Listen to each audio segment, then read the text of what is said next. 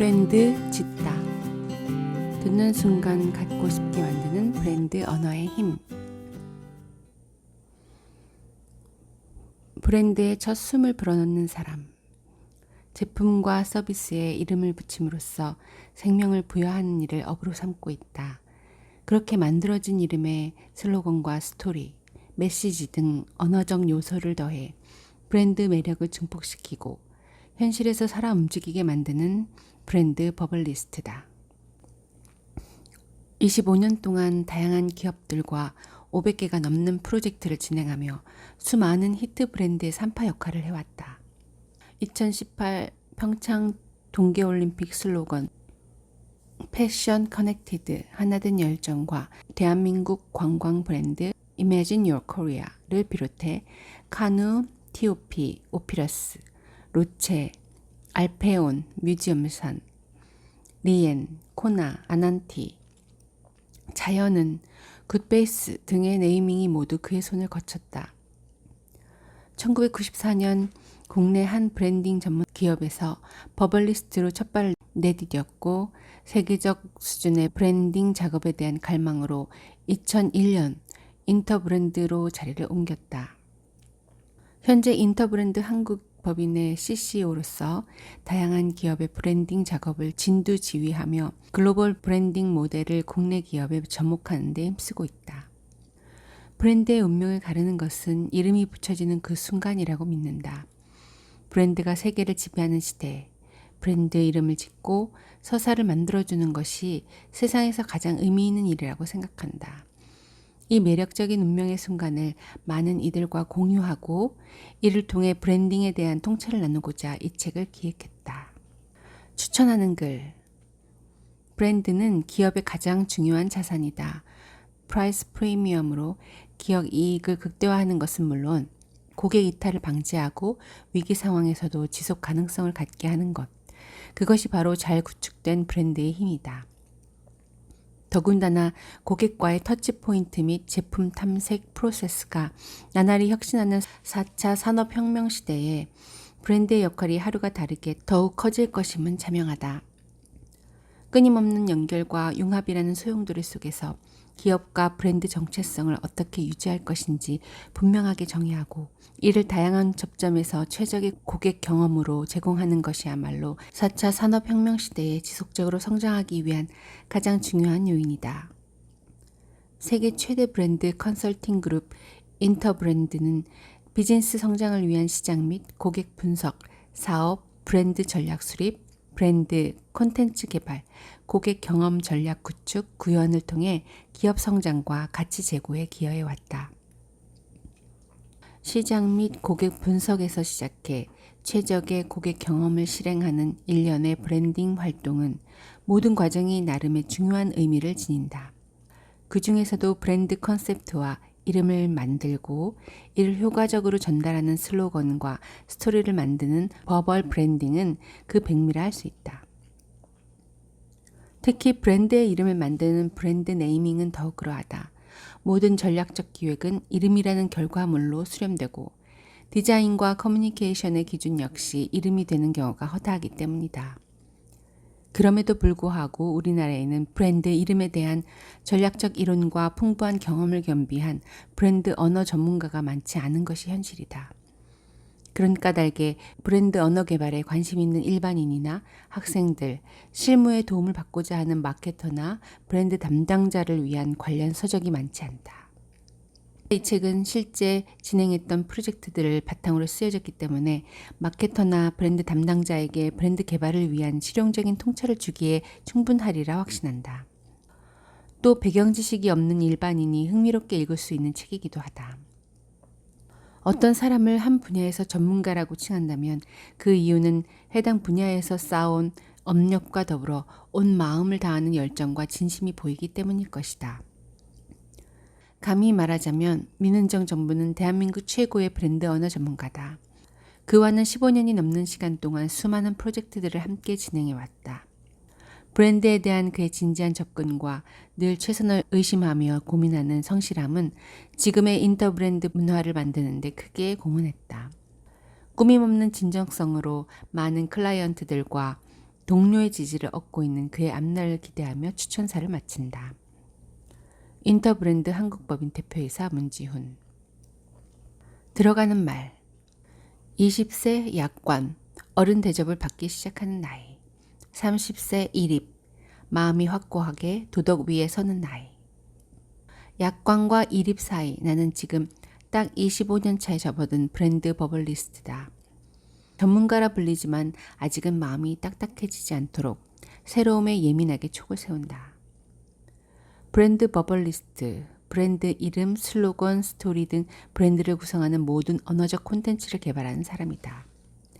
나는 그 중에서도 브랜드 이름을 짓는 일을 가장 많이 해왔다. 이런 직업이 있는지도 몰랐던 내가 이 일을 시작한 건 그저 우연이었다. 이 일을 시작한 1994년은 브랜딩이라는 개념조차 분명하지 않았던 때다. 지금도 경험 있는 버블리스트가 많지 않지만 당시에는 손가락으로 꼽을 만큼 극소수의 사람들이 이 일을 했다. 홈플러스 네이밍 프로젝트를 진행할 때는 외국 비디오를 보며 대형마트를 공부했다. 메가패스 네이밍 프로젝트를 맡았을 때는 초고속 인터넷망의 개념을 도저히 이해할 수 없어 자료를 찾고 또 찾았다. 자연농원이 테마파크로 변모하기 위해 이름을 바꾼다는데 테마파크가 무엇인지 책을 보며 익혔다.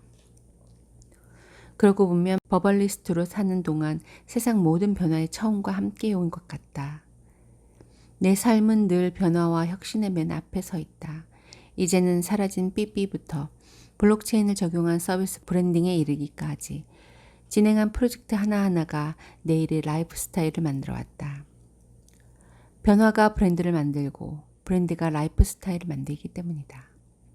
삶의 양식, 브랜드를 접하는 방식, 그리고 사람들의 감성은 단 한순간도 제자리에 머물지 않고 변화를 거듭하고 있다.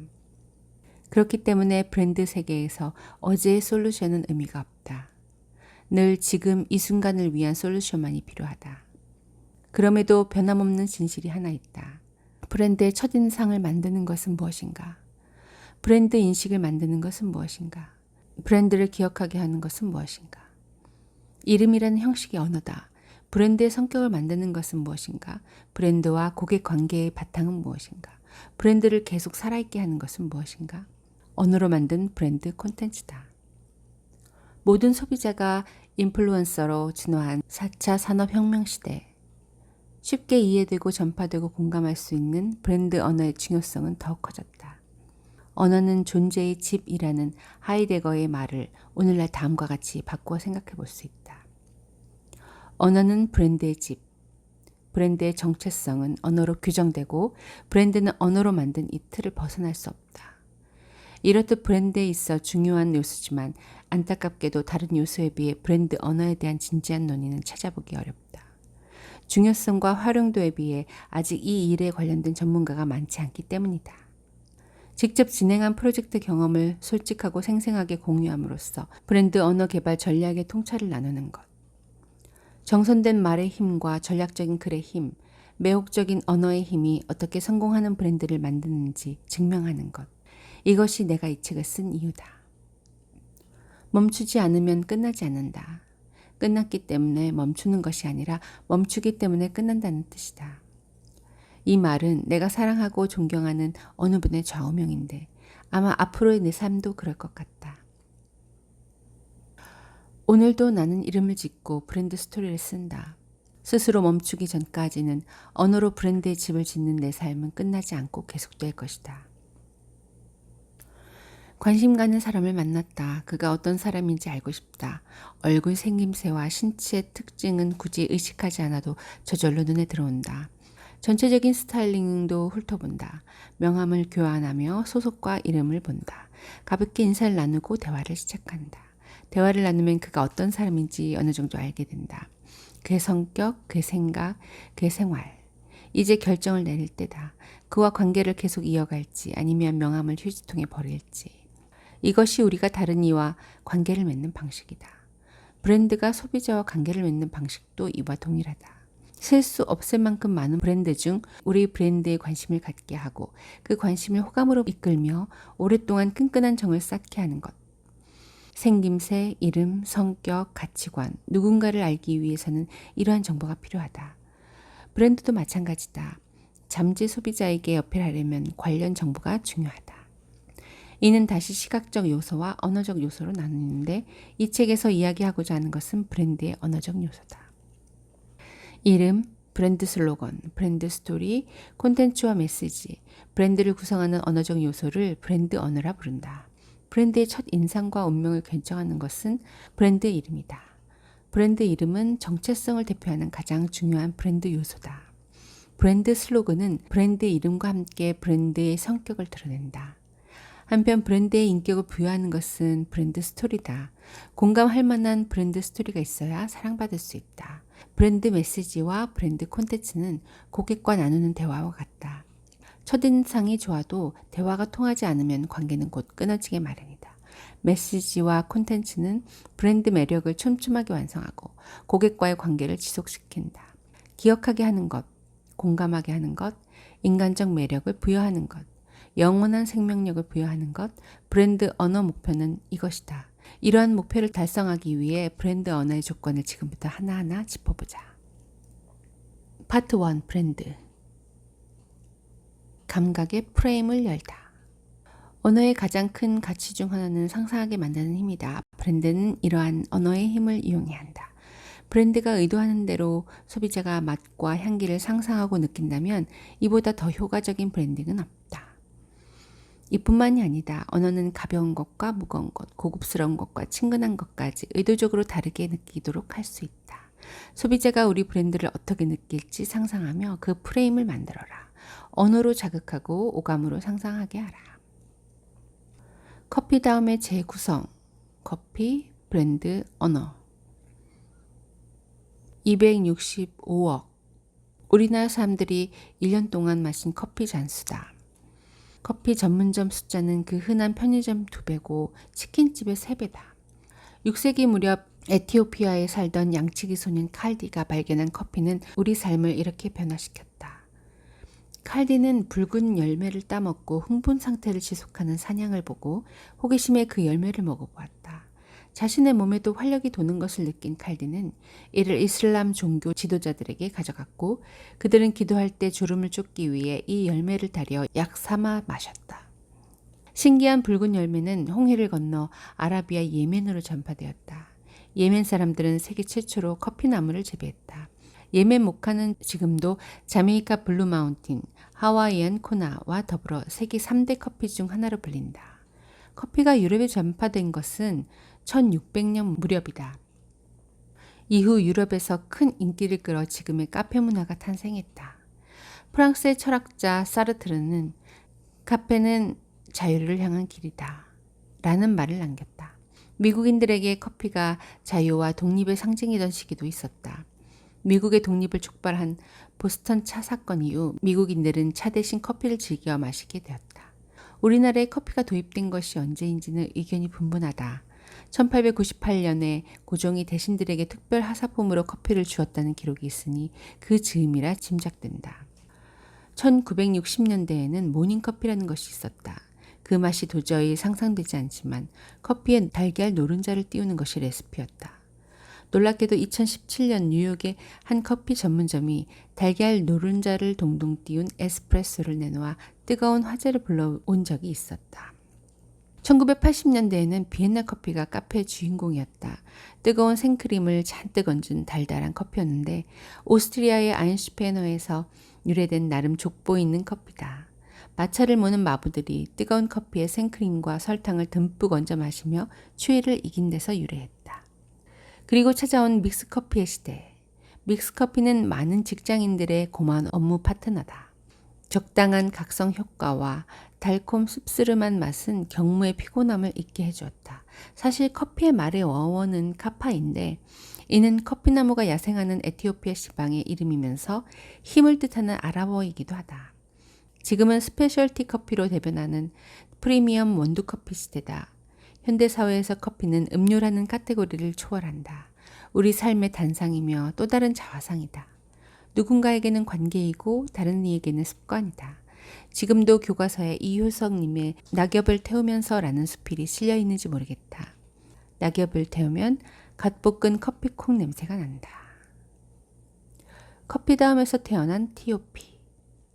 1960년대 말 일본 커피 회사 UCC는 세계 최초로 캔커피를 생산했다. 캔커피는 우리나라에도 가장 많이 마시는 음료 중 하나가 됐다. 맥스웰 하우스와 레시피는 싸고 간편하게 카페인을 충전할 수 있어 오랫동안 인기를 누렸다. 그러다가 2000년대 중반 프리미엄 원두 캔커피 시장이 열렸다. 생활 수준이 높아짐에 따라 먹고 마시는 것들이 고급스러워지는 시기였다. 당시 프리미엄 원두 캔커피의 출시를 앞두고 동서식품과 가진 첫 미팅이 아직도 생생히 기억난다. 담당자들의 자부심 때문이다. 커피에 대해서라면 우리는 대한민국에서 가장 잘 아는 사람들입니다. 우리만큼 맛있는 커피를 만들 수 있는 사람은 대한민국에 없습니다. 브랜드에 대해서는 내가 전문가지만 그들은 커피 전문가였다. 그 때문에 브랜드 후보안을 평가할 때도 커피다움을 느낄 수 있는가가 가장 중요한 기준이었다. 커피다움이 느껴지지 않는데? 라는 한마디면 아무리 공들인 후보안이라 할지라도 가차없이 내쳤다. 평생을 커피와 함께한 전문가들이 직관적으로 느끼는 커피다움. 그 평가 결과를 반박하기는 어려웠다. 커피다움이란 무엇일까? 커피 맛은 어디서 어떻게 느껴질까? 이에 대한 음성학적 정의가 필요했다. 커피 맛은 후각으로 느끼는 향에서 시작한다. 입안에 한 모금 머금었을 때 느껴지는 첫 맛은 강하고 목을 넘어갈 때의 끝맛은 부드럽고 마시고 난 후에는 뭔가 향수를 자극하는 아련한 기분에 젖어든다. 강한 첫맛, 부드러운 끝맛, 아련하게 남는 뒷맛. 이것을 음성학적으로 치환하면 강한 첫 음절, 부드러운 둘째 음절, 여운이 남는 끝음절이 된다. 강한 음은 격음과 경음으로 구현된다. 부드러운 음은 성대가 떨려 소리를 내는 유성음으로 구현된다. 이름이 불린 후 여운을 남기기 위해서는 마지막 음절이 받침 없는 모음이나 유성음 받침으로 끝맺어 공기 중에 진동을 남겨야 한다. 이러한 음성학적 기준에 의해 다양한 음소를 변형하고 재구성해봤다. 그중 본능적으로 커피다움을 느낄 수 있는 후보안이 눈에 띄었다. 바로 TOP였다. 커피의 강한 첫 맛은 T, 부드러운 맛은 O, 여운이 남는 향은 P. 이렇게 세 음절이 각각의 역할을 나누어 수행한다. 그렇기 때문에 TOP라는 이름을 부르고 들을 때 커피다움을 느낄 수 있다. 이 이름에는 복잡한 음성학적 의도 외에도 커피다움을 무의식적으로 느끼게 해주는 또 다른 트릭이 숨어 있다. 커피콩이 처음 발견된 지역은 에티오피아다. 에티오피아의 맨 앞 글자인 에와 마지막 글자인 아를 빼면 TOP가 남는다. 그리고 커피와 TOP의 마지막 글자는 둘 다 P로 끝난다. 알고 보면 어이없을 만큼 직관적인 트릭이다. 게다가 TOP는 누구나 눈치챘겠지만 최고를 의미하는 단어 탑을 재구성한 이름이다. 최고를 뜻하는 탑은 모든 기업이 탐내는 단어다. 커피 맛은 우리가 최고라는 자부심에서 출발한 단어다. 그렇지만 이렇게 좋은 단어를 특정 기업이 독점하는 것은 법적으로 불가하다. 그런데 이것을 분절해서 TOP라고 읽으면 독점적인 사용이 가능해진다. 게다가 단 3개의 알파벳으로 구성되어 동일한 면적의 패키지에서 경쟁자의 이름보다 크게 보인다. 편의점 선반 위에 쭉 늘어선 제품들 중 단연 잘 보이고 읽힌다. 이 후보안을 제안하면서 TOP의 의미를 Taste of Passion이라고 풀었다. Taste of Passion은 후에 The Original Passion for Coffee 라는 커뮤니케이션 메시지로 발전했다. 주 소비자인 3040 직장인들의 라이프 스타일을 대변하는 동시에 프리미엄 캔커피의 존재 이유를 표현했다. 이후 프리미엄 원두 캔커피 시장은 빠르게 성장해 10여 년 만에 1조 원 넘는 시장이 되었다. 지금 이 시장의 최강자는 롯데 칠성 음료의 칸타타와 동서식품의 TOP다. 많은 브랜드가 이 자리를 노리고 도전하지만 두 브랜드를 꺾기는 쉽지 않다. 음료수 시장은 브랜드 역할력이 큰 시장이기 때문이다. 브랜드 역할력이란 소비자가 제품을 선택할 때 브랜드가 어느 정도 역할을 했는지 수치적으로 나타내는 지표다. 인터브랜드의 조사에 의하면 럭셔리 제품의 브랜드 역할력이 가장 크고 바로 다음이 음료수다. 이렇게 브랜드 역할력이 큰 시장에서는 획기적인 계기가 없으면 브랜드 순위는 잘 바뀌지 않는다. 새로운 카테고리를 열 수 있는 이름인가? 자, 여기에 뜨거운 물을 부어서 마셔보세요. TOP 출시 후 새로운 프로젝트를 위한 미팅에서 동서식품의 프로젝트 담당자가 봉지를 뜯어 알갱이를 머그장에 담으면서 말했다. 눈썰미 없는 내게는 다른 봉지 커피와 별다르게 보이지 않았다. 시키는 대로 뜨거운 물을 붓고 한 모금 마셨다. 설탕과 크림을 뺀 믹스커피 맛이겠지. 그러나 그 예상은 완전히 빗나갔다. 기존 봉지 커피와는 맛이 완전히 달랐다. 커피 메이커로 드립해 먹던 원두커피의 깊은 맛 그대로였다. 타먹는 원두커피와의 첫 만남은 놀라움이었다. 1976년 동서식품이 커피 믹스를 세계 최초로 선보이면서 한국인들은 둘 셋 타먹는 손목 운동마저 귀찮아했다. 믹스커피의 달달한 맛이 커피의 기준이 되었다. 어디서든 노란 믹스커피를 마셨다. 하지만 영원히 견고할 것 같던 믹스커피 시장은 카제인 나트륨 파동, 단맛 트렌드 변화, 커피 전문점이 촉발한 원두커피의 대중화로 점차 성장세가 꺾이기 시작했다. 그렇지만 동서식품은 누구보다 새로운 방법으로 위기를 기회로 바꾸었다. 차별화된 추출 방식으로 원두커피의 맛을 재현한 인스턴트 커피를 내놓은 것이다. 그것도 우리에게 가장 익숙한 봉지커피 모습으로 말이다. 타먹는 원두커피의 맛에 깜짝 놀란 사람은 나뿐만이 아니었다. 수년간 마셔온 노란 믹스커피 맛에 길들여 있던 사람들은 이 새로운 커피에 열광했다. 2011년 출시된 이 제품은 커피 시장을 또 한 번 바꿔놓았다. 원두커피는 커피 전문점에서 마시거나 여유있게 드립해 마셔야 한다는 상식을 뒤엎었다. 말은 되지만 실제로는 불가능한 것. 나는 이를 봉황을 잡는 것이라고 표현한다. 친근하고 전문적인, 아주 쉽고 새로운, 이율배반적인 두 가지 가치를 모두 포기할 수 없을 때 쓰는 말이다. 분명히 있을 것 같지만 사실은 없는 상상 속 동물, 봉황처럼 말이다. 이 제품은 봉황과 같았다. 원두커피의 깊은 맛을 즐기고 싶다는 요구와 드립커피 따위 내릴 시간이 없다는 완전히 다른 요구. 그러나 상반된 가치를 충족시키는 브랜드가 되어야 했다. 그것도 아주 훌륭하게. 이 프로젝트를 진행하면서 가장 우려한 것은 새로운 브랜드가 믹스커피 카테고리에 속하는 것이었다.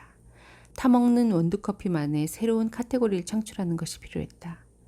그러나 이는 제조사의 의지만으로 되지 않는다. 소비자가 이것은 다른 제품이라고 직관적으로 느낄 수 있어야 한다. 그것을 가능하게 하는 것이 브랜딩이다. 그래서 이 프로젝트에서는 기존 커피의 브랜딩 룰을 의도적으로 무시했다. 부드럽고 여성스러운 톤과 매너를 버리는 대신 시크하고 강렬한 브랜드를 개발하는 데 초점을 맞췄다. 시크함과 강렬함. 이는 꼭 필요하지 않은 것을 생략하는 데서 시작한다. 덧붙이는 것은 자신감 결여의 결과이며 핵심을 흐리게 할 뿐이다. 심플하고 임팩트 있는 이름, 새로운 카테고리를 대표하는 혁신적인 이름, 다양한 맛으로 확장 가능한 이름, 그럼에도 커피다움을 잃지 않는 이름. 이러한 기준에 따라 한국 발음으로 이음절, 영어 스펠링 5개를 넘지 않는 다양한 후보안이 제시됐다. 뭔가 과감한 느낌을 줄 수 있어야 했다. 많은 아이디어 중에서 카노가 눈에 띄었다. 일반적인 커피가 아니다 라는 의미를 취각한 것이었다. 이 아이디어를 발전시켜 새로운 커피, 뉴 카페를 떠올렸다. 그리고 뉴 카페의 어순을 바꿔 카페 뉴를 만들었고 다시 이것을 축약해 칸으로 완성했다. 훌륭한 후보안이 많았지만 큰 이견 없이 카누가 선택된 것은 이 이름의 음성학적 매력 덕이다. 생소한 이름이 기억에 남으려면 무성음으로 시작하는 것이 유리하다. 무성음은 거칠게 들리지만 이 거친 느낌이 없으면 특별한 인상을 남기지 못한다. 또 무성음이 이름에 약간의 텐션을 주어야 쫄깃한 맛이 생긴다. 부르는 맛이 생긴다는 뜻이다. 커피의 강한 맛을 표현하는 카에 유성음인 누가 따라붙어 부드러운 맛을 표현하는 것은 앞선 사례인 TOP와 같은 공식이다. 소비자가 이것은 다른 제품이다 라고 직관적으로 느낄 수 있어야 한다. 그것을 가능하게 하는 것이 브랜딩이다. TOP처럼 무의식적으로 커피를 연상시킴으로써 커피다움을 표현하려 한 것도 공통점이다. 커피를 떠올릴 때 가장 먼저 생각나는 단어 중 하나는 카페다. 그래서 카로 시작하는 카누에서는 자연스럽게 커피가 연상된다. 카이스트의 실험 결과에 의하면 알파벳을 하나씩 보여주었을 때 한국인들의 뇌에서 반응이 가장 활발하게 일어나는 것은 K, T, N, Y, Z라고 한다. 카누의 스펠링에 C가 아닌 K를 쓴 이유다.